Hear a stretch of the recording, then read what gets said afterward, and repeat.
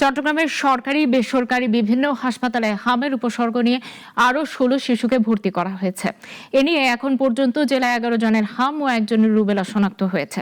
পরীক্ষার জন্য নমুনা পাঠানো হয়েছে ১৫৫ জনের। চট্টগ্রাম মেডিকেল কলেজ হাসপাতাল থেকে বিস্তারিত জানবো সহকর্মী দিদারুল ইসলামের কাছে। চট্টগ্রামে হামের প্রাদুর্ভাব কিন্তু খুব দ্রুত ছড়িয়ে পড়ছে এবং বেশি আক্রান্ত হচ্ছে। এ পর্যন্ত চট্টগ্রামের বিভিন্ন হাসপাতালে ৯০ জনের বেশি শিশু চিকিৎসা নিচ্ছে।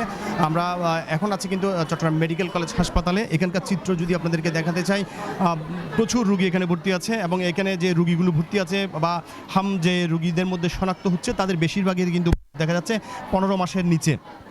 চট্টগ্রাম সরকারি এবং বেসরকারি হাসপাতালগুলোতে কিন্তু প্রচুর চাপ লক্ষ্য করেছি আমরা। এইখানে রোগ শনাক্তকরণের বিষয়ে একটু দেরি হচ্ছে, এটা নিয়ে তারা খুব আপত্তি করছে। আমরা এই বিষয়ে চট্টগ্রাম জেলা সিভিল সার্জন ডাক্তার জাহাঙ্গীর আলমের সাথে কথা বলেছি।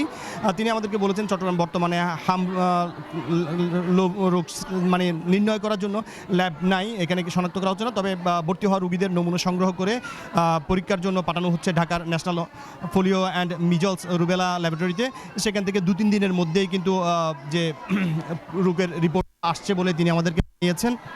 যদিও এই বিষয় নিয়ে আমরা কথা বলেছি আপনার যারা এখানে ভর্তি আছে তাদের সাথে, অধিকাংশ রোগীর স্বজনরা কিন্তু বলছেন এবং একজন একেবারে সুনির্দিষ্ট করেই বলেছেন, তিনি বলেছেন আমাদেরকে যে আজকে ৪ দিন হয়ে গেছে, ৪ দিন পরেও কিন্তু রিপোর্টটা এখন আসে নাই। রিপোর্ট না আসার কারণে হয়তো রোগ নির্ণয় না হওয়ার কারণে চিকিৎসা একটু ব্যাহত হচ্ছে।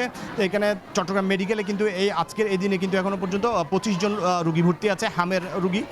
এর বাইরে হাম শনাক্ত হয়নি এরকম অনেক রোগী এখানে কিন্তু আছে। তো এখানে যারা রোগীর স্বজনরা আছে তারা খুব বলছেন যে দ্রুত চট্টগ্রাম থেকে যদি রোগ নির্ণয় করা যেত তাহলে তারা প্রপার ঝুঁকি থাকতো না, প্রপার চিকিৎসাটা পেত, ঝুঁকি কমে আসতো।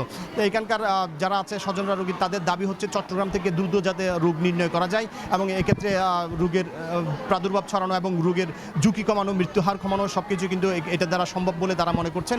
চট্টগ্রাম মেডিকেল কলেজ হাসপাতাল থেকে এই ছিল আমার কাছে সর্বশেষ।